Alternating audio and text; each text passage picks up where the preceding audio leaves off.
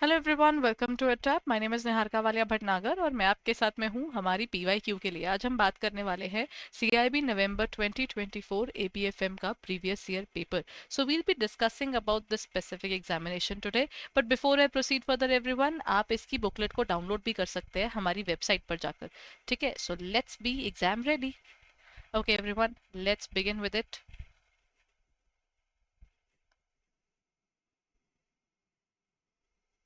यहाँ पर आप जाएंगे ना, जैसे यहाँ पर आपको हर एक मॉड्यूल की इन्फॉर्मेशन भी है, मॉड्यूल वाइज डिफिकल्टी कैसी थी, क्या टेक अवेज थे, वो सब मिल जाएगा। I am here to discuss all the important questions that happened in the examination. तो चलिए शुरुआत करते हैं वहीं से।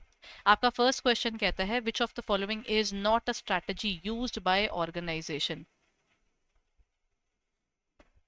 विच of the following is not a strategy used. देखिए कौन सी नहीं है। कॉर्पोरेट स्ट्रैटेजी होती है, फंक्शनल स्ट्रैटेजी भी होती है, बिजनेस स्ट्रैटेजी भी होती है। Corporate is the top level पे जो स्ट्रैटेजी बनती है। फंक्शनल जो आती है आपकी आ जाती है आपके जो डिपार्टमेंट वाइज अगर हम देखते हैं। बिजनेस यानी आपके एक्सक्लूसिव आपके बिजनेस को देखकर बनाना। और social strategies are there is nothing like that. Social की कोई स्ट्रैटेजी नहीं बनती है सोशल लेवल पे। ठीक है, सो ओवरऑल ये तीन लेवल ऑफ स्ट्रैटेजीज होती हैं। Then, which of the following is not an internal environment analysis tool? Internal environment मतलब आप ऑर्गेनाइजेशन के विद इन चीज को नहीं देखते, उसके लिए क्या यूज नहीं करते। इंटरनल के लिए गैप एनालिसिस नहीं करते, स्ट्रैटेजी इवैल्यूएशन नहीं करते, स्वॉट नहीं करते, या सेंसिटिविटी नहीं करते।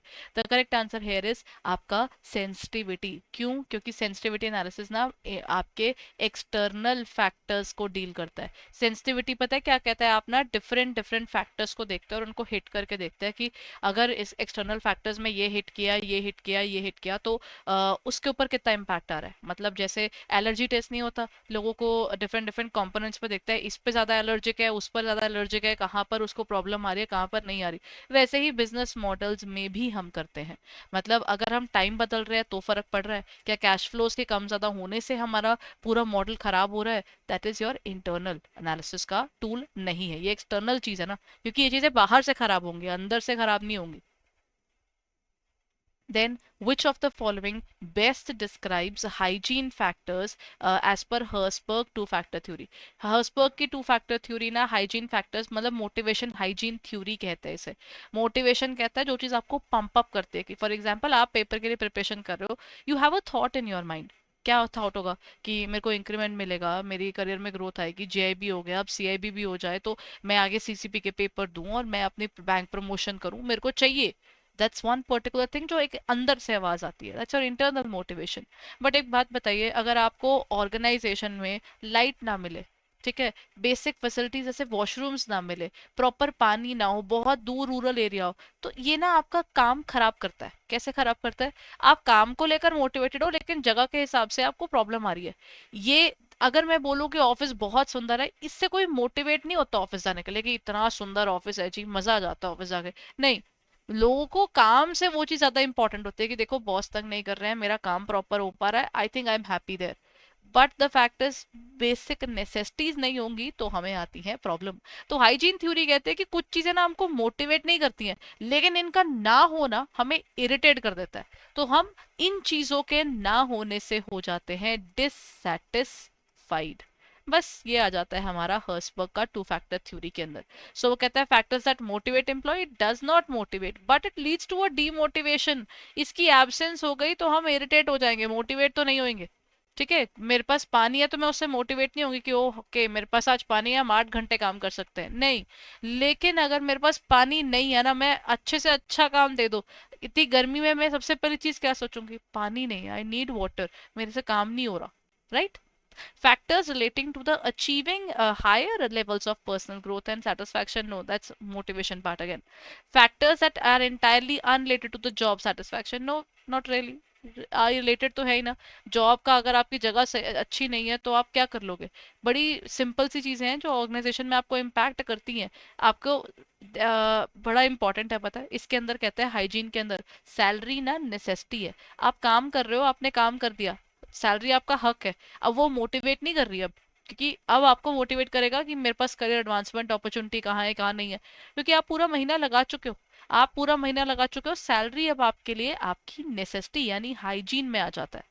ठीक है, फ्रिंज बेनिफिट्स है, जॉब सिक्योरिटी है, स्टेटस है, कहते हैं ये तो बेसिक चीजें हैं, इनकी तो प्रेजेंस होनी is at most important, right.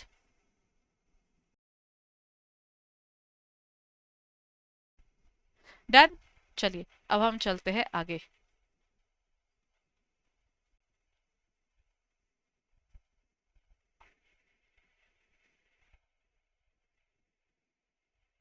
चलिए जी, अब हम चलते हैं आगे। अब हमारे पास क्या आ गया, नेक्स्ट क्वेश्चन कहता है which of the following statements accurately describes the traits attributable to effective leaders. Effective leaders के कौन से ऐसे ऐसे आप बोलते हैं लक्षण है, मतलब one of the things that makes them the leader. Leadership is entirely dependent on position with no superior model of all circumstances, नहीं। लीडर एक ऐसा पर्सन नहीं हो सकता जिसके पास सिर्फ एक पोजीशन है और वो टॉप पर बैठा है, आप उस पर्सन को नहीं देख सकते। अच्छा, let's give me an example there further. If I talk about mister Narendra Modi, अगर he's a good orator, one of the basic points which connects him with the entire country is he's a very good orator, वो हम लोगों से relate करते हैं, ठीक है। तो उस कारण पीपल डोंट फील कि अच्छा ये being a leader he is not deserving, ठीक है। एक चीज ये होती है। सेकेंडली, जो आपका लीडर होता है उसमें आपको फेथ तो हो, अगर आप लीडर की तरफ देख रहे हो और आपको लगता है कि probably he is not gonna do anything for us, you won't look at them as a leader. Position होगी लेकिन लीडर नहीं होंगे। तो इफेक्टिव लीडर आपका ऐसा होता है जो आपको इन्फ्लुएंस करे, आप काम नहीं भी करना चाहते हो ना, वो कहे एक बार कि ये तो करना है, एक बार कर दो, कोई फर्क नहीं पड़ता, बट वो ट्यूनिंग होनी चाहिए ना, या तो वो ट्यूनिंग होनी चाहिए या उसके अंदर अथॉरिटी होनी चाहिए, दोनों होती है तो बहुत अच्छा है। अगर कोई एक चीज भी स्ट्रॉन्गर है ना तो वो लोगों से काम करवा सकते हैं, क्योंकि लीडरशिप में मैनेजमेंट का एक मेजर रोल है। Management is nothing but getting the work done through others. आपको ऑर्गेनाइजेशन और पर्सन, उन दोनों की नीड्स को एक बनाकर चलना है कि देखो ऑर्गेनाइजेशन ग्रो करेगी, आप ग्रो करोगे, आप ग्रो करोगे, ऑर्गेनाइजेशन ग्रो करेगी। You have to make those people feel कि वो इंडिविजुअल नहीं है, ऑर्गेनाइजेशन और वो एक है, तब जाकर काम बनता है। तो आप डायरेक्ट करते हो एम्प्लॉयज को towards a pre determined objective, exactly यही काम होता है उसका। इफेक्टिव लीडरशिप इंटेलिजेंस नहीं है, बहुत से इंटेलिजेंट लोग ऐसे हैं जो लीडर्स नहीं बने, ठीक है। For example Sachin Tendulkar didn't become the captain of India for a long, वो बने, उन्हें लगा मेरा काम खराब हो रहा है, उन्होंने छोड़ दिया।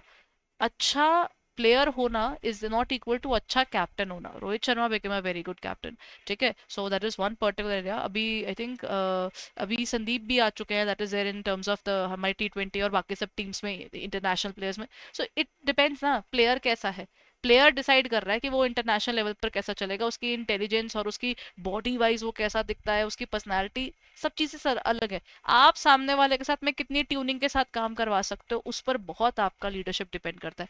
बट यस, आपका विजन क्लियर होना जरूरी है। A person who is dumb, तो उसका नुकसान ये हो जाएगा कि जो खुद विजनलेस है वो किसी और को विजन कैसे दिलाएगा, तो ये एक प्रॉब्लम होती है, ठीक है। Leadership is solely about combining efforts without regards to situation, नहीं नहीं वो नहीं होता। सिर्फ एफर्ट्स कंबाइन करने से काम नहीं चलता। इंडिया में तो रिजल्ट मैटर करता है। इंडिया में हमें क्या बोलते हैं, बेटा रिजल्ट क्या आया, मेहनत कितनी करी, कोई नहीं पूछता। तो रिजल्ट पॉजिटिव है, बहुत मेहनत करी है, रिजल्ट नेगेटिव है, काम ही नहीं किया होगा। सिंपल चीज चलती है, प्रैक्टिकल है ना सारे यहाँ, ठीक है। तो ये आ गया, इफेक्टिव लीडर वो लोग होते हैं जिनको पता है ये गोल है, ये अचीव करना है, काम खत्म, उसके ऊपर नहीं चलते। अब लोगों से प्यार से कराया जाए या गुस्से से, ये तो उस पर्सन पे और हमारे लीडर पर डिपेंड करता है। Then which of the following is the full form of PESTLE. PESTLE को कहते हैं, इसको ना याद ही रखेगा। P for political, E for economical, S for social, T for technological, L for legal, E for environmental. तो ये रहा हमारा पहला ही है, बाकी सारे कंफ्यूजिंग से हैं और ये ना इन कंफ्यूजिंग हो जाते हैं, ठीक है। चलिए अब चलते हैं आगे। ये इंपॉर्टेंट है, पेस्ले आता है पेपर में, इसको पेस्ले पेस्टल दोनों बोलते हैं। which of the following which of the following is not one of our four basic elements of strategic management? Scanning, environment को स्कैन करना, ये तो इम्पोर्टेंट है। स्ट्रैटेजी बनाना, क्योंकि आप पहले बाहर देखोगे बारिश हो रही है कि नहीं हो रही, इसके बेस पर डिसाइड होगा कि आज हमने छतरियां बेचनी है कि नहीं बेचनी है। सर्दियों में नहीं बेचेंगे हम, सर्दियों में हम रेनकोट नहीं बेच रहे होंगे, गर्मियों में हम सब कुछ कर रहे होंगे, बिकॉज बिकेंगी। हमने क्या किया, इन्वायरमेंट को स्कैन कर लिया क्या बिकेगा, फिर अपनी स्ट्रैटेजी बनाई, फिर स्ट्रैटेजी इंप्लीमेंट की। फाउंडेशन नाम की कोई चीज नहीं होती, या तो चीज पहले होमवर्क होगा, फिर इंप्लीमेंट होगी और end of the game. What does the term vision in the strategic management refer to? Vision क्या है, दूर तक आप अपने आप को कहाँ स्टैंड किया हुआ देखते हो। अ डिटेल्ड फाइनेंशियल फोरकास्ट नहीं, an image of the future direction and intention और टू अचीव, ये आप लेना चाहते हो। लॉन्ग टर्म का काम है ये, शॉर्ट टर्म कोई विजन नहीं है इसमें। ना ये डे टू डे वर्किंग को देखता है, ये देखता है कि आने वाले सालों में हम कहाँ स्टैंड करेंगे। That's why we call it the vision. Then comes MBO. MBO तो मैंने आपको बताया ही था, बड़ा इंपॉर्टेंट टॉपिक्स है, इसे बोलते हैं management by objectives, given by Peter Drucker. ठीक है, हमारे पास आ जाता है एमबीओ। इसमें क्या कहते हैं MBO, performance by, performance appraisal नहीं होता। MBO is management by objectives. आप पहले गोल डिसाइड करते हो और उस गोल के पीछे भागना शुरू कर देते हो, तो ये गोल प्लानिंग है ना। ऑब्जेक्टिव सेट हुआ और ऑब्जेक्टिव के पीछे चले, तो it's not about conflicts, it's not about budget, it's not about performance appraisal, it's purely about goal। Objective यानी गोल, उस गोल के पीछे पीछे भागना। Then comes the next topic, that is which disadvantage of planning is referred to as death by plan। देखिए plan में ना एक प्रॉब्लम क्या होती है कि यहाँ पर ना आप कई बार ना अपने प्लान में इतना घुस जाते हो कि आप कहते हो मैंने प्लान में कोई चेंजेस नहीं करने, पीछे आसपास सब कुछ बदल गया होगा, लेकिन प्लान कहता है कि मैं ऐसे ही चलूंगा। तो ये क्या करते हैं, it is possible that managers will become so immerse in the process of planning. वो प्लान प्लान प्लान में घूम रहा है, क्या कर रहा है, वो प्रोक्रेस्टिनेशन में ही चल रहा है, बिकॉज मैं इसके बाद ये करूंगा, उसके बाद ये करूंगा, काम किया ही नहीं शुरू, काम प्रॉपर हुआ ही नहीं, प्लान को प्रॉपर अडेप्टेबिलिटी आई नहीं, बस दिमाग में बहुत स्ट्रांग है। तो दिस इज फोरस्टॉल्स एक्टिविटीज में आप क्या कहते हो, this is death by plan. Planning करते करते ही बस खत्म होगा सब कुछ। सो अडेप्टेबिलिटी नहीं हो सकता, अडेप्टेबिलिटी के लिए तो हम ट्रेनिंग डाल देते हैं। हिंडर्स इनोवेटिवनेस, एक स्टेज के बाद सच में ये करता भी है। सोचिए अगर मैंने प्लान बना लिया और फिर मैं, आप मेरे पास आए, मैम मेरे पास इससे बेटर आइडिया है, मैं बोलूँ नहीं नहीं नहीं सर अब प्लान बन गया, बहुत मुश्किल आती है, हम नहीं कर रहे change. So this is basically killing your innovation. क्या पता आपके पास कोई ऐसा सुपर आइडिया हो जो लगाते और हमारा काम बन जाता, बट नहीं, मैंने आपको बोल दिया कि नहीं नहीं नहीं इनोवेशन नहीं कर सकते जी, हमारा प्लान हिल जाएगा। So that problem that creates a hindrance, वो डालता है। चलिए जी अब आगे चलें। Task management, reporting structure and manage decision part are part of which managerial function. Task बनाना, रिपोर्ट करना, रिपोर्टिंग से कभी भी डर लगे ना, वो ऑर्गेनाइजिंग का हिस्सा है। रिपोर्टिंग हमेशा ऑर्गेनाइजिंग के अंदर आएगा, कौन किसको कैसे रिपोर्ट करेगा वो यही बताता है। So the answer is be everyone. Then comes personal mastery, shared vision, mental models, team learning, and systems thinking are a part of which of the following frameworks? Strategic planning framework, balanced scorecard। Balance score card तो खैर multiple elements को इकट्ठा उठाकर देखता है, तो ये तो नहीं है। स्ट्रैटेजिक प्लानिंग के अंदर भी हम इतना कुछ नहीं करते। लर्निंग ऑर्गेनाइजेशन फ्रेमवर्क ये तो आता है, because you are having the team, learning आ गया ना, लर्निंग टर्म जहाँ पर आ गया उसको देखिए, सिस्टम थिंकिंग है, वो प्लान नहीं कर रहा, वो सोच रहा है चीजों के बारे में, तो यही आ गया।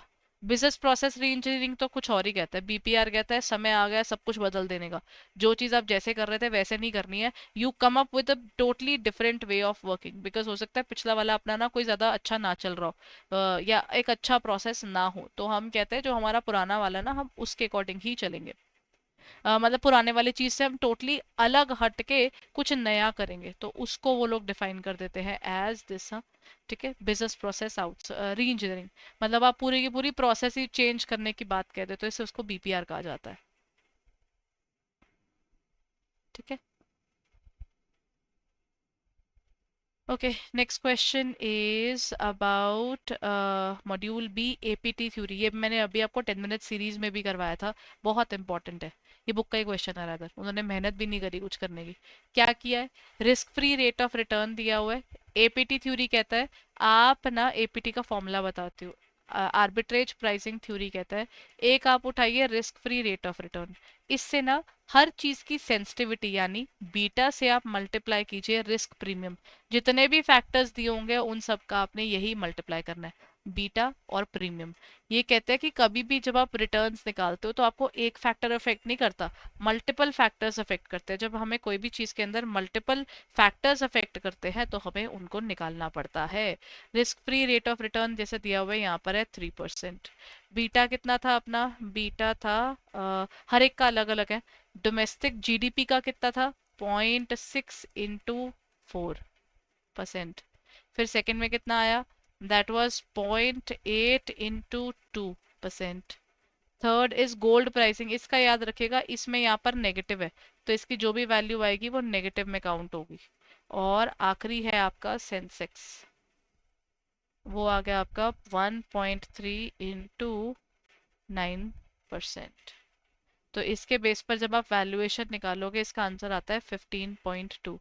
मैंने रिसेंटली निकाला था, मतलब क्वेश्चन की प्रैक्टिस बार बार हो रही है, तभी कहती हूँ मैकमिलन की ना बुक को सॉल्व करे। मतलब हम लोग अपनी क्लास में करवाते ही वही हैं, क्योंकि ना न्यूमेरिकल भी ये बुक से उठाते हैं। आप लोग ना कई बार यहाँ पर इंटरनेट पर ये देखा था, वहां पर छोटे से नोट्स हैं, ये वाले जल्दी हो जाएंगे, उसके चक्कर में ना गड़बड़ कर देते हैं। या तो आप जिनको फॉलो कर रहे हैं ये जरूर एश्योर कीजिए कि वो बुक को ही फॉलो कर रहे हैं, वो और कुछ फॉलो नहीं कर रहे। फिर तो बहुत अच्छी बात है, अगर कोई बुक को फॉलो करता है तो बहुत अच्छा है, बिकॉज ये अब एक क्वेश्चन को आप 4 बार करोगे 6 बार करोगे रट्टा हो जाएगा वो क्वेश्चन।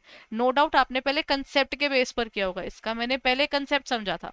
एक होता है risk free rate of return, मतलब बिना रिस्क उठाए जो हमें रिटर्न आएगी वो। और दूसरा होता है रिस्क उठाएंगे तो प्रीमियम मिलेगा। तो रिस्क प्रीमियम को सेंसिटिविटी से मल्टीप्लाई किया, मतलब मार्केट गिरी तो मेरा ऑर्गेनाइजेशन का क्या होगा, मार्केट उठी तो मेरे ऑर्गेनाइजेशन का क्या होगा। मतलब मैं मार्केट को लेकर सेंसिटिव हूँ या न्यूट्रल हूँ, वो डिटरमिन करेगा मेरा क्या होगा।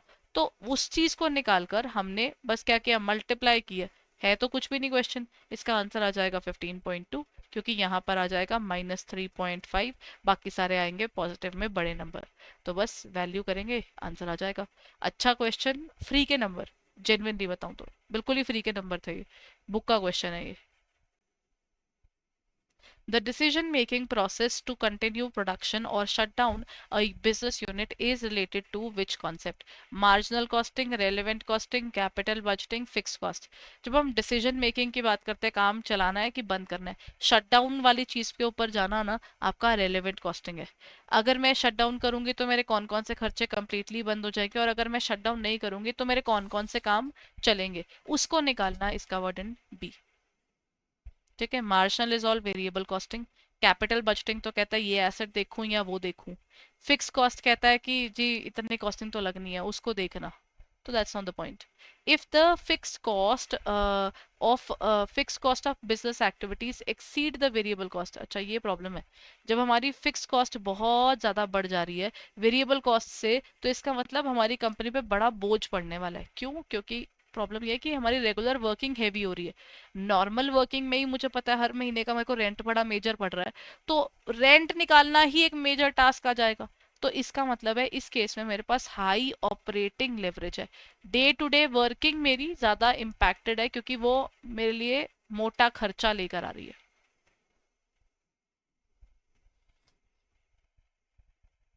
नेक्स्ट क्वेश्चन इज पे बैक पीरियड निकालना है जी। क्वेश्चन कहता है व्हाट द प्रोजेक्ट की कॉस्ट है 10 लाख, वो जनरेट करता है प्रॉफिट 1.5 का आफ्टर डेप्रिसिएशन। एक तो डेप्रिसिएशन आनी नहीं चाहिए, उसको आप ऐड बैक कीजिए, क्योंकि डेप्रिसिएशन एक नॉन कैश एक्सपेंस है। तो आप बोलेंगे इसका 10% यानी 1 लाख रुपए आपको वापस ऐड करना पड़ेगा। 1.5 लाख था, लेकिन इसमें से पहले आपको टैक्स माइनस करना है। This is your profit before tax. उसमें से आपने माइनस किया टैक्स, 1.5 का हाफ हो गया 75,000, बचा कितना 75,000 ओवरऑल। ये आपका आएगा प्रॉफिट आफ्टर टैक्स। अब जो भी आपका प्रॉफिट आफ्टर टैक्स आ गया, इसमें आपको ऐड बैक करना होता है डेप्रिसिएशन, बिकॉज आपको प्योर कैश का प्रॉफिट चाहिए। और डेप्रिसिएशन कोई एक्सपेंस नहीं है जिसमें पैसे जा रहे हो। लॉसेस जरूर है, नुकसान है, लेकिन पैसे नहीं जाते।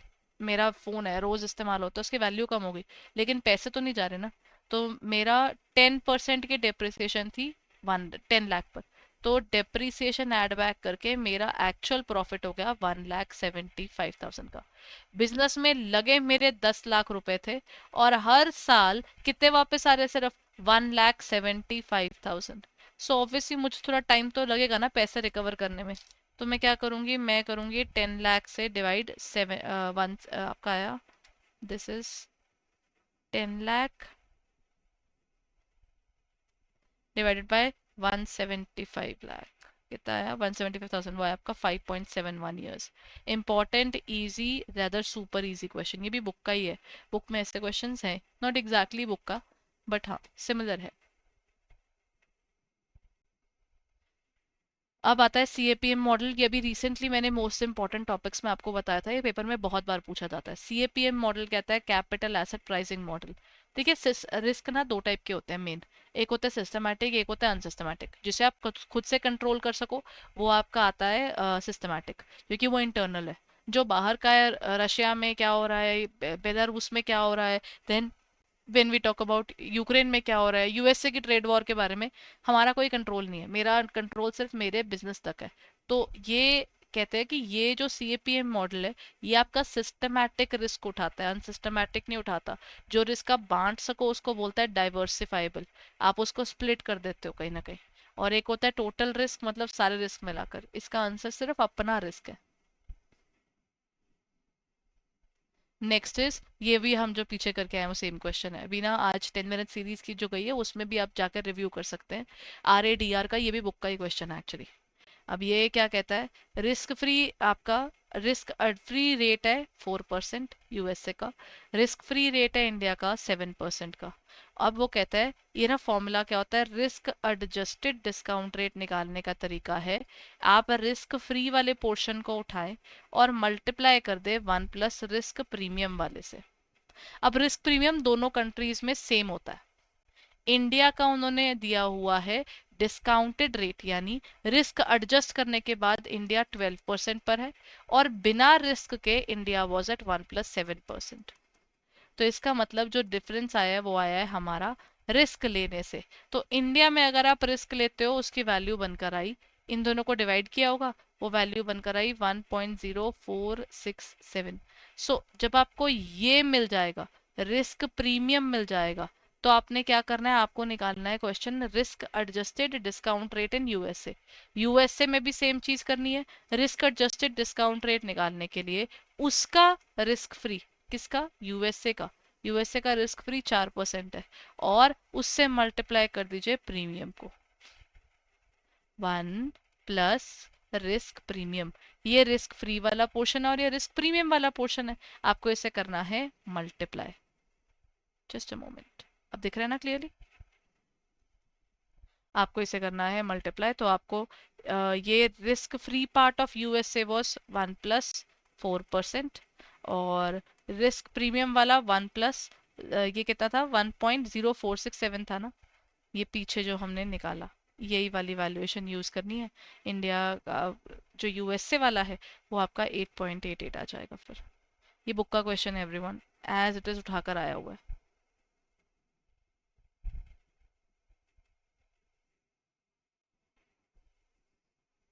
अच्छा, नेक्स्ट क्वेश्चन कहता है which of the following is correct in respect of total leverage. पिछली बार पेपर में इन्होंने केस स्टडी नहीं दी इसकी, नहीं तो पहले ये लोग ना लेवरेज की एक प्रॉपर केस स्टडी डाल रहे थे, क्योंकि बुक में क्वेश्चंस बड़े अच्छे अच्छे दिए हुए हैं। अब यहाँ पर क्वेश्चन में पूछ लिया, सिर्फ आप उसका क्या बताओ, वो बता दो इसका फॉर्मूला क्या है। इसका फॉर्मूला यही है, आप आपकी फाइनेंशियल लेवरेज और ऑपरेटिंग लेवरेज दोनों को मल्टीप्लाई कर दीजिए, तो percentage change in EBT divide by sales हो जाएगा। और फॉर्मूला इसका एक्चुअल में यही है, कॉन्ट्री अपॉन ईबीटी। तो इसका answer all of the above है। ये सारे फॉर्मूलाज करेक्ट हैं फॉर DTL, कंबाइंड जो आपका लेवरेज होता है, टोटल लेवरेज जिसको बोलते हैं। How many steps are there in terms of character based decision making model developed by Josephson Institute of Ethics? Ethics वाले के अंदर टोटल 7 है। ठीक है, इनके पास 7 पाथ है टुवर्ड्स डिसीजन मेकिंग, ये सारे आ जाते हैं। स्टॉप एंड थिंक, क्लियर करिए गोल्स को, डिटरमिन कीजिए फैक्ट्स को, डेवलप कीजिए ऑप्शंस को। देखिए मतलब क्योंकि आपको चीज़ें देखनी पड़ेगी ना, आपके पास क्या है कैसे है, ऑप्शंस देखने पड़ेंगे, ऑल्टरनेटिव समझने पड़ेंगे, हर एक का कॉन्सिक्वेंस क्या होगा वो समझिए, फिर चूज कीजिए और एंड में आकर मॉनिटर करके मॉडिफाई कर लीजिए। ठीक है, अगर हम पिलर्स की बात करते हैं तो पिलर्स तो 6 हैं। ठीक है, लेकिन अब इसकी बात करना डिसीजन मेकिंग मॉडल की, उसमें स्टेप 7 है। ये रहे पिलर्स ना, इसमें 6 दिए हुए थे, और पाथ में 7 है। अच्छा, ये पेपर में भी आया हुआ था, ये वाला आपका क्वेश्चन है स्पॉट रेट निकालने वाला। ये भी आपका क्वेश्चन आपका मॉड्यूल बी में से। Module be super important everyone, उसमें ऐसे बहुत से क्वेश्चंस मिलेंगे आपको। अब बारी आती है, given the following data, spot rate given है, टाइम गिवन है, होम करेंसी गिवन है, फॉरेन करेंसी गिवन है। क्वेश्चन कहता है फॉरवर्ड रेट निकालिए। इसका फॉर्मूला क्या होता है? फॉरवर्ड रेट निकालने का होता है स्पॉट उठाया आज का, मल्टीप्लाइड बाय सबसे ऊंचा हिंदू सिता हमारा। You keep your home country का risk above, interest rate above, और जो फॉरेन कंट्री है उसका रेट बिलो। तो आपने क्या करना है, और यहाँ पर लिख देना है टाइम। जैसे इंडिया में कितना था, स्पॉट रेट वॉज 83 चल रहा है अभी, और 1+ इंडिया का rate of interest is 9%, foreign currency में 1+3%, और टाइम कितना है जी, टाइम इज 2 years। सो इसको सॉल्व किया और उसको स्क्वायर किया और वैल्यू निकाल ली। ये पेपर में आता है 85.67। This is also there in the book itself, पता है ये बुक का क्वेश्चन है। इन्होंने क्वेश्चन मांगा है 2 साल बाद क्या होगा, तो वो आपके 2 years के हिसाब से आपको उसको स्क्वायरिंग करके वैल्यू निकालनी है। That will give you 92.95। ये बुक का क्वेश्चन है।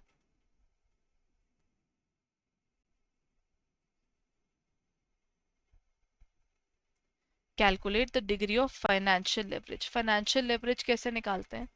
Financial leverage is EBIT upon EBT। ठीक है, तो हम लोग कैसे करते हैं, आप निकालिए EBIT। ये ना बुक का क्वेश्चन है एक्चुअली, ये भी बुक का ही क्वेश्चन है। सेल्स गिवन है और पीवी रेशियो गिवन है, आप मल्टीप्लाई करेंगे तो आपको मिलता है इससे कंट्रीब्यूशन। ये कंट्रीब्यूशन का फॉर्मूला है सेल्स इनटू पीवी रेशियो। तो आप क्या करेंगे, 40 लाख से मल्टीप्लाई कर दीजिए 50% को, यानी आपका कंट्रीब्यूशन कितना निकल रहा है, वो आ रहा है आपका 20 लाख। कंट्रीब्यूशन आ गया। अब सेल्स माइनस कंट्रीब्यूशन करने के बाद आपको उसमें से माइनस करना होता है फिक्स्ड कॉस्ट। कंट्री में से जब आप फिक्स्ड कॉस्ट को माइनस कर देते हैं ना, फिर आपकी वैल्यू आती है। यानी मेरी earning before interest and tax आती है 8 लाख। इंटरेस्ट कितना है, 10%। अब आई माइनस करेंगे, लेकिन इंटरेस्ट किस पर निकलता है, वो तो आपके डेट पर है। डेट आपका 6 लाख का है, 6 लाख पर 10% निकाला, कितना आया, 6 लाख का 10% इज 60,000। तो EBT earning before interest and tax कितना आ गया, 7,40,000, है ना। तो बस EBIT अपॉन EBT कर दीजिए और आपको मिल जाएगी वैल्यूएशन। वो आपके आएगी 1.08। अगेन ये भी बुक का क्वेश्चन है। कहा था ना आपके पेपर में बहुत कुछ बुक से एज इट इज आता है। वो लोग इतनी मेहनत करते हैं और वो तभी तो वो बुक बनाते हैं इतनी ज़्यादा अच्छी, तो क्या कि बुक में से ही अपने मैक्सिमम क्वेश्चंस वो आपको निकाल कर दे सकें। Here comes the module C. Module B में तो वैसे भी ज़्यादा न्यूमेरिकल है. So here comes the module C everyone. Module C में अपने पास क्या है, in which type of company is EV upon EBITDA multiple most suitable. ये आपका कहाँ पर सबसे अच्छा है, वॉलेटाइल कैश फ्लो होगा और हाई कैपिटल एक्सपेंडिचर होगा, नहीं। वॉलेटिलिटी के साथ में हमारा ईवी और EBITDA अच्छा नहीं रहता। Earning before interest and tax जो होता है वो आपके ना उस टाइम पे उन कंपनीज का रहता है जिनका अर्निंग्स ऑलरेडी अच्छी हो रही होती हैं। ठीक है, क्योंकि उन्होंने अपनी अर्निंग्स तो बतानी है दुनिया को। जिसने बतानी ही अपनी अर्निंग्स है तो उसकी अर्निंग्स अच्छी होनी चाहिए ना। तो इसका आ जाएगा कि stable and mature companies derive most of their value from existing assets. C आएगा इसका आंसर। अच्छा, अब नेक्स्ट क्वेश्चन कहता है कंपनी की रिटर्न ऑन इक्विटी गिवन है, कॉस्ट ऑफ इक्विटी गिवन है, डिविडेंड पे आउट रेशो है और कांस्टेंट ग्रोथ है। क्वेश्चन कहता है प्राइस टू बुक वैल्यू निकालिए। ये भी एक हमारी बुक के अंदर दिए हुए पॉइंट्स के अंदर है। पीबी रेशो जो होती है ना जिसको वो बोलते हैं, तो पीबी रेशो निकालने का तरीका क्या होता है, आप रिटर्न ऑन इक्विटी यानी आपके इक्विटी पर जितने पैसे आते हैं उससे मल्टीप्लाई कीजिए 1 - कौन सा, डिविडेंड पे आउट। जितना डिविडेंड आप पे कर रहे हो उसको माइनस करके डिवाइड कीजिए R - G से।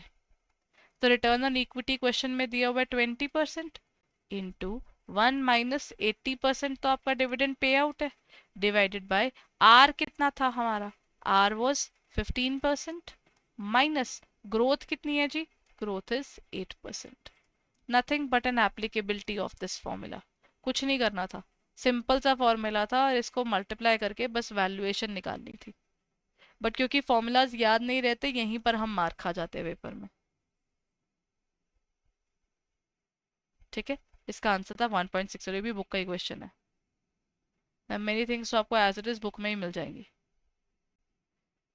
अगला आपके पास क्वेश्चन आता है कि a company is expected to pay a dividend of 5 rupees. आपका डिविडेंड आप 5 रुपीज पे कर रहे हो, ठीक है।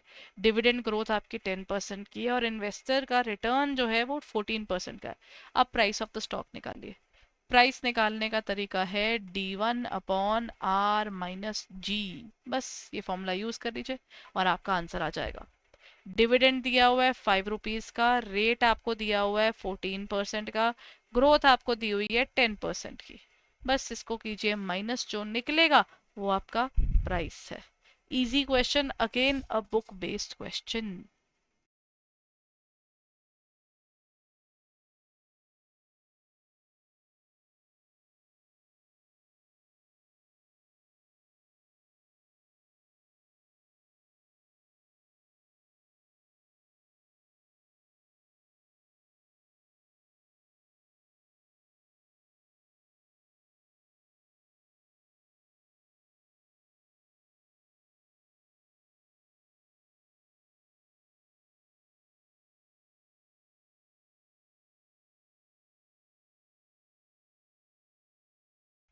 चलिए जी, आगे चले।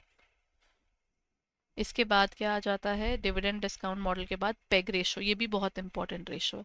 पेग रेशो होती है, the PEG ratio is the ratio of price to earnings by return on equity. नहीं नहीं, पीई रेशो हम लोग बेसिकली बोलते हैं कि ना पेग रेशो। ये अगर आप ग्रोथ के हिसाब से देख रहे हो तो आपको पीई रेशो डिवाइडेड बाय जी लेते हैं।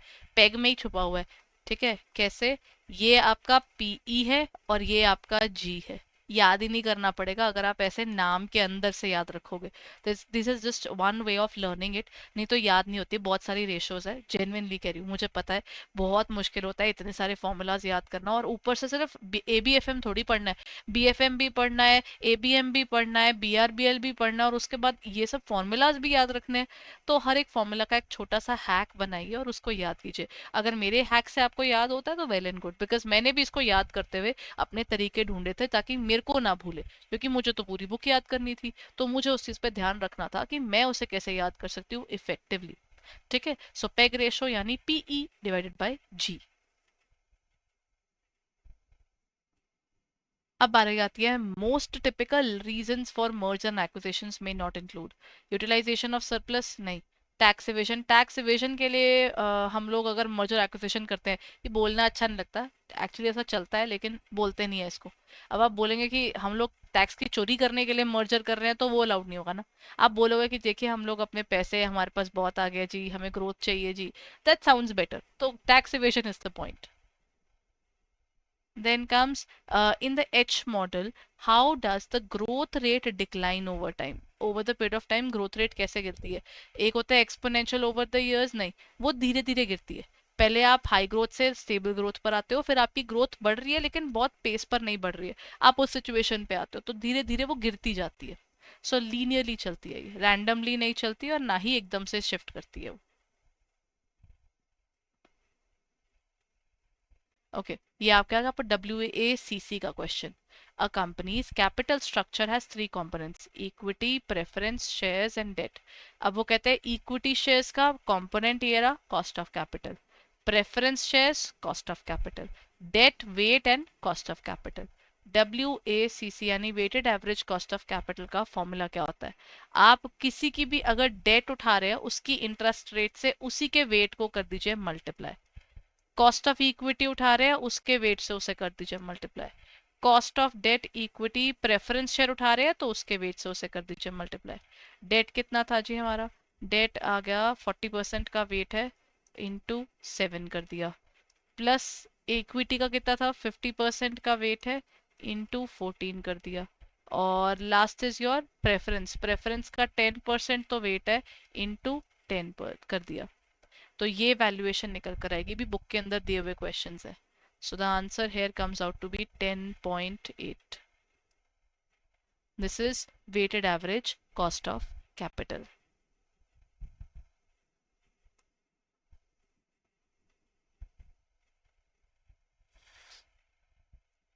Then comes investment banks play a significant role in mergers and acquisitions.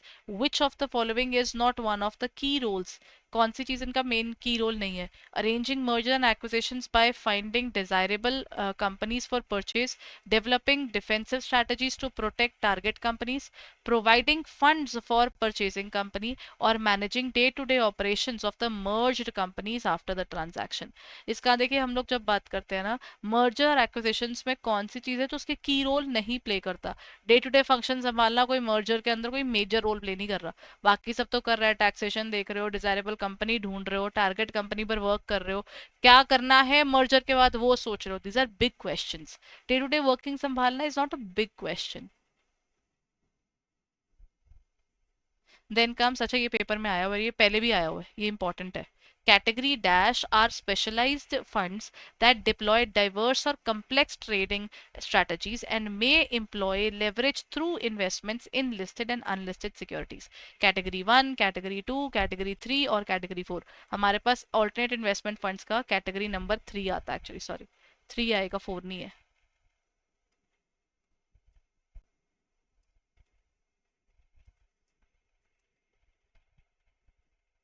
Done.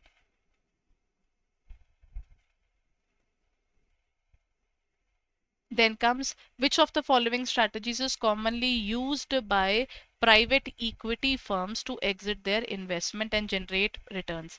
कौन सा तरीका इस्तेमाल करते हैं? Initial public offering, recapitalization through leverage, secondary buyouts और all of the above. देखिए सारों का इस्तेमाल होता है. चाहे आप आईपीओ लेकर लोगों से पैसा उठाए, चाहे लोगों से लोन ले, या किसी के और के शेयर्स को बाय आउट कर ले, ये सब चीजें चलती हैं. What are the options available for SPS? ये बड़ा इंपॉर्टेंट चैप्टर है, लास्ट चैप्टर है आपकी बुक का.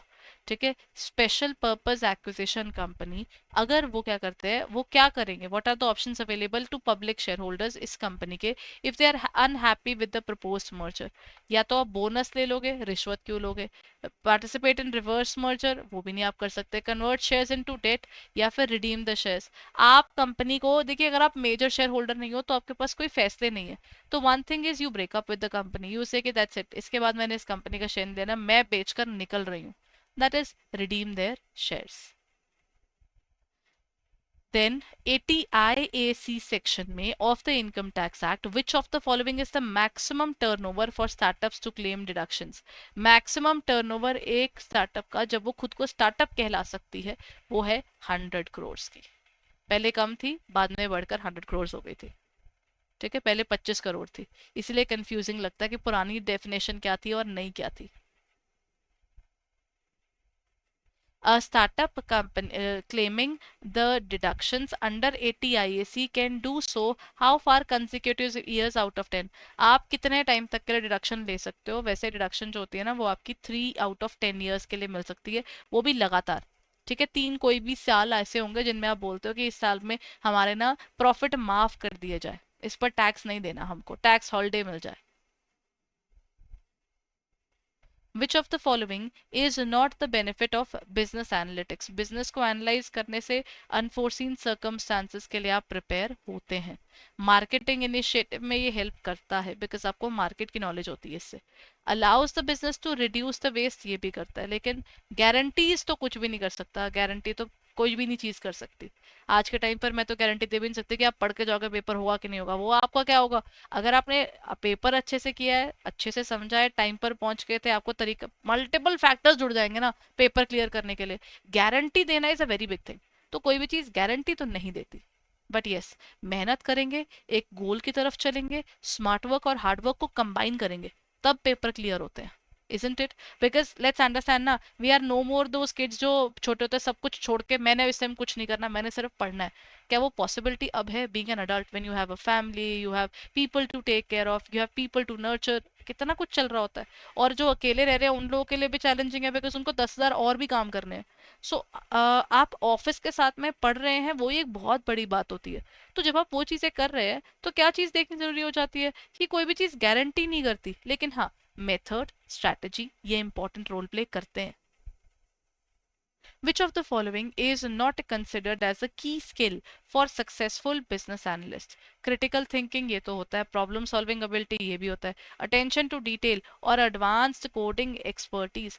business analytical के अंदर हमारे पास सॉरी business analyst बेचारा क्या करता है, ये इसमें D point, ये उसको कोडिंग एक्सपर्टीज आने की जरूरत नहीं है, एनालिटिक्स आने जरूरी है. Who is responsible for GBP green bond principle, ये यहाँ पर आईसीएमए होता है. International Capital Market Association is responsible for green bond के प्रिंसिपल्स जो बनाए थे ना, वो आईसीएमए ने बनाए थे. यूनाइटेड नेशंस क्यों बनाएगा, वो तो वैसे भी यूएन तो is for peace treaties and all. World Bank loans देने में बिजी रहता है, आईएमएफ का भी वही सिनारियो है. तो हम कह सकते हैं कि आईसीएमए ने बॉन्ड्स के प्रिंसिपल बनाए थे जी, गाइडलाइंस बनाई थी कि ग्रीन बॉन्ड्स इशू कैसे होते हैं. ऐसे बॉन्ड्स जो इकोनॉमिकली हमें क्या करते हैं, इकोनॉमिक नहीं, आप बोलिए इन्वायरमेंटली हमें डैमेज ना करे, वैसे वाले बॉन्ड्स बन रहे हैं जो बिजनेस को हेल्प करते हैं ग्रो करने में भी, और एटलीस्ट हमारी मार्केट में हमारी सोसाइटी को कुछ खराब नहीं कर रहे, पोल्यूशन नहीं कर रहे, कुछ नहीं कर रहे, वो आता है इसके अंदर. Which of the following is backed by the asset specific project like a solar farm? Solar farm क्या है, वो आपके ऑर्गेनाइजेशन एसेट बैक बॉन्ड्स है वो, क्योंकि आप एक बॉन्ड आगे, बॉन्ड के ऊपर एक एसेट का भरोसा रखते हो, तो उसे हम एसेट बैक बॉन्ड्स कहते हैं. Which of the following outcomes is ISO 14008 primarily designed to facilitate the organization seeking alignment with green finance principles? 14008 का बेसिक वर्किंग होता है इकोनॉमिक वैल्यू पता लगाना for environmental impact, adding the policy formulation and risk management. 008 का basic मतलब ये है कि आप ना इकोनॉमी में इम्पैक्ट स्टडी करते हो, ठीक है, इन्वायरमेंट की इम्पैक्ट स्टडी करने की कोशिश करते हो, तो इसका बेसिक वर्किंग आप ऐसे याद रखेगा. ये स्टैंडर्ड अप्रोच है.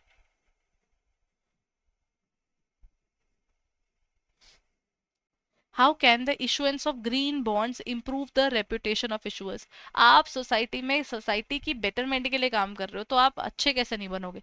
आप कहते हो कि मैं अपने बिजनेस की ग्रोथ देखता हूँ बाय हैविंग एनवायरमेंटल सस्टेनेबिलिटी, आने वाली जनरेशन्स के लिए मैं रिसोर्सेज छोड़ना चाहता हूँ, तो डेफिनेटली आप अच्छे बन जाओगे.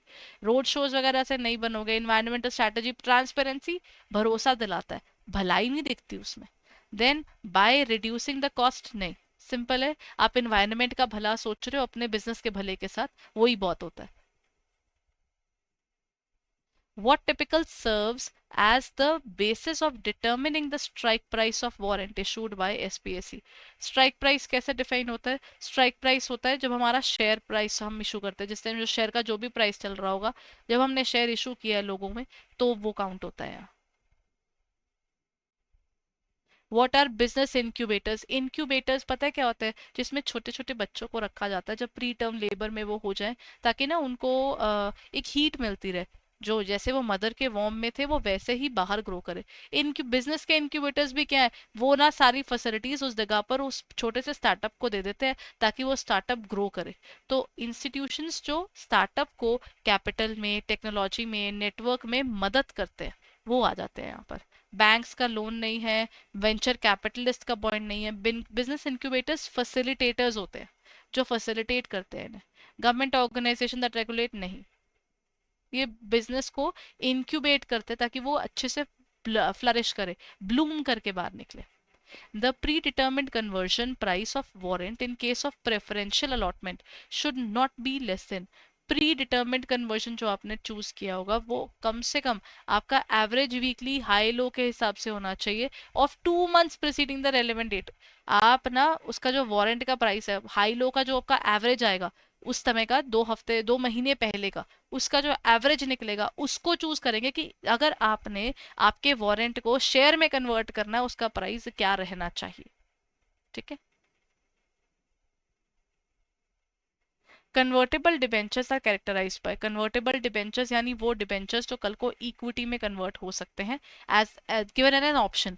जरूरी नहीं है पक्का होगा, पहले 1980s के टाइम पर तो पक्का होता था, डिबेंचर इक्विटी में कन्वर्ट होता था. इसमें कोई भी ऐसा नहीं होता, इसमें ऑप्शन होती है करने की, जरूरी नहीं होता. ठीक है. Which of the following statements are true about warrants? Warrants के बारे में क्या सही है? वारंट्स आर बेसिकली एक तरह का राइट होता है बट नॉट एन ऑब्लिगेशन, कि फ्यूचर में आप शेयर बाय कर सकते हो हमारी कंपनी का। तो ये मैंडेटरी नहीं है, सबको नहीं दिया जाता, और कुछ ऐसा नहीं है कि उसको और किससे अटैच नहीं कर सकते। ये एक एडिशनल चीज होती है, तो ये साथ में जुड़ती है कोलेट्रल की तरह। तो इसका आंसर फर्स्ट ही है। ये आपको एक राइट देता है कि आप फ्यूचर में बाय कर सकते हो। A bank wants to raise perpetual non-cumulative preference shares PNCPS वो इशू करना चाहते हैं of additional tier 1 capital. Which of the following is incorrect? PCNPS fully paid up होते हैं, ये करेक्ट है। ये बैंक डिसाइड करता है इसको कितनी अमाउंट रेस करनी है, वो भी करेक्ट है। लेकिन PCNPS additional tier can not exceed 2% of risk, नहीं, इट कैन गो। इसमें आपका आता है ये आपका if less than while meeting the total, ये उसके बाद भी हम रेज कर सकते हैं, कोई प्रॉब्लम नहीं है। तो इसका आंसर आपका जो सी है वो इसमें क्या है, वो इनकरेक्ट है, बाकी सारे करेक्ट है।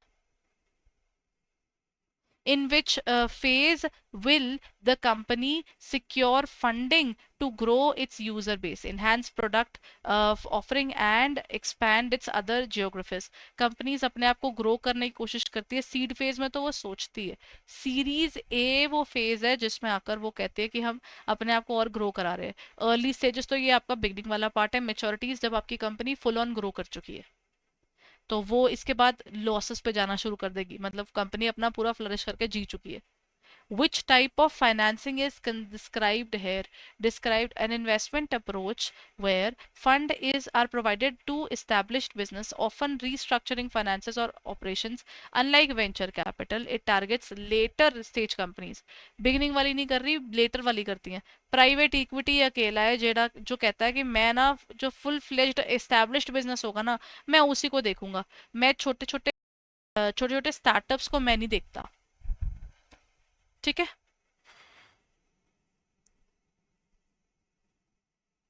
The process of representing the data through the use of popular geographies.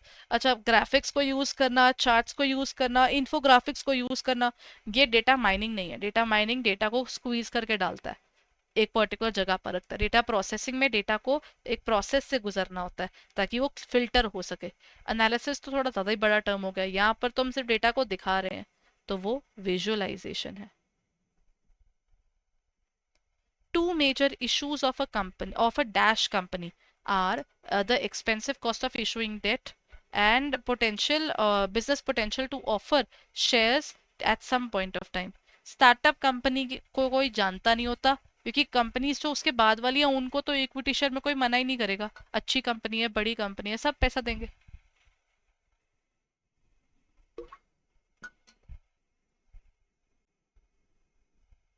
Problem सारी स्टार्टअप की होती है। Which of the following are tools related to AI? AI से रिलेटेड टूल कौन से हैं? सर्च एंड ऑप्टिमाइजेशन होता है, probabilistic methods of uncertain reasoning, classifiers and statistical learning methods. ऐसा जिसमें आंसर सारे ही हैं, ऑल ऑफ द अबव ही है। एआई सब कुछ करने लग गया आजकल, सर्च के अंदर, क्लासिफिकेशन के अंदर, प्रोबेबिलिटी के अंदर, सब जगह है ये। Which of the following are included in the possibilities of venture capital? Capital arrange भी करते हैं, इन्वेस्ट एंड ग्रो भी करते हैं, एग्जिट भी कर लेते हैं जब उनको लगता है कि बस बहुत हो गया हम चले, तो ऑल ऑफ द अबव है इसका आंसर। बिकॉज एक टाइम बाद जब इनको लगता है तो ये चले भी जाते हैं, जब उनको लगता है कि we are done with it. What does the term hurdle rate refer to? Hurdle rate क्या होता है? हर्डल रेट बेसिकली होता है जो मिनिमम आपको पैसा मिलना चाहिए, कि ठीक है, मैक्सिमम नहीं। हर्डल मतलब मिनिमम, मिनिमम एनुअल रिटर्न जो आपको मिलनी चाहिए, measured by IRR, break even point होता है अपना आईआरआर, एंड गारंटीड रिटर्न्स जो उनको मिलती हैं, ये उनका मिनिमम जो पैसा मिलना चाहिए ये वो है। ठीक है। The Black Scholes model is use for valuation, ये आपका बॉन्ड्स ऑप्शंस एंड वारंट्स के अंदर इसकी होती है बेसिकली। ब्लैक शोल्स मॉडल का ना एक बड़ा डिफिकल्ट सा फॉर्मूला है, बुक में गिवन भी है लेकिन वो फॉर्मूला नहीं आया हुआ जस्ट बिकॉज उसका फॉर्मूला की कम्प्लेक्सिटी थोड़ी ज़्यादा है। तो ऑप्शंस एंड वारंट्स के लिए इसका इस्तेमाल किया जाता है, बेसिकली हाइब्रिड में इसका इस्तेमाल होता है, हाइब्रिड फाइनेंस में। ठीक है, हाइब्रिड के अंदर ऑप्शंस एंड वारंट्स में। What is the full form of SPAC? अभी पीछे क्वेश्चन ही किया हमने। स्पेशल पर्पस एक्यूजेशन कंपनी, एक कंपनी जो बनाई गई है दूसरी कंपनी को परचेज करने के लिए। उसका एम ही यही है कि आपने दूसरी कंपनी परचेज कर लेनी है। ठीक है। What is the minimum contribution of an angel investor? ये एंजल इन्वेस्टर का, एक एंजल इन्वेस्टर का कितना प्राइस उस पर लगना चाहिए? उसका मिनिमम 25 लाख लगना चाहिए, मिनिमम, इंडिविजुअल का। ठीक है, ये इंडिविजुअल का है। Which of the following is statement is true about mezzanine? Mezzanine का मतलब होता है नॉर्मली चीज डेट होती है, जिस दिन डिफॉल्ट हो गया उस दिन ये इक्विटी बन जाएगा। तो इसका आंसर हो जाएगा जहां पर it typically matures in less than, अच्छा इनकरेक्ट है। ठीक है, ये तो गलत है, कोई टाइम टेन्योर नहीं होता इसका। ये वाला पहला तो सही है क्योंकि वो अलाउ करता है डेट को इक्विटी बनाने में। मेजनाइन फाइनेंसिंग रेज करता है आपका funds. It is considered very expensive, ये तो होता है। तो this is B.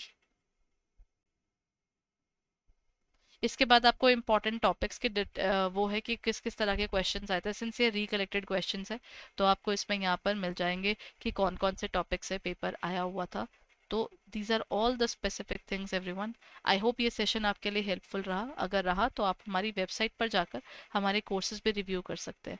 All you need to do is आप हमारी वेबसाइट edutap.in पर चले जाइए और वहाँ पर आपको मिल जाएगा हमारा सारा CIB के कोर्सेज। मास्टर कोर्स आपके पास अवेलेबल है और उसके अंदर आपको क्या करना होगा, you can just have to click on the code banker और आपको मिल जाएगा 82% का discount. So hurry up and buy right away everyone. अगर आप प्रिपेयर कर रहे हैं तो this can help you out in getting better score, क्योंकि आपको हम कंसाइज नोट्स दे रहे हैं IIBF बुक के थ्रू ही। उसी के बने हुए नोट्स हैं, उसी के कंसेप्चुअल नोट्स मिल रहे हैं आपको, आपकी क्लासेस भी उसी पर बेस्ड है और चैप्टर वाइज और फुल लेंथ दोनों तरह के टेस्ट आपको मिलते हैं। तो जाइए जाकर रिव्यू कीजिए जल्दी से। अगर ये सेशन हेल्पफुल रहा तो प्लीज़ इसको लाइक ज़रूर कीजिएगा। Thank you.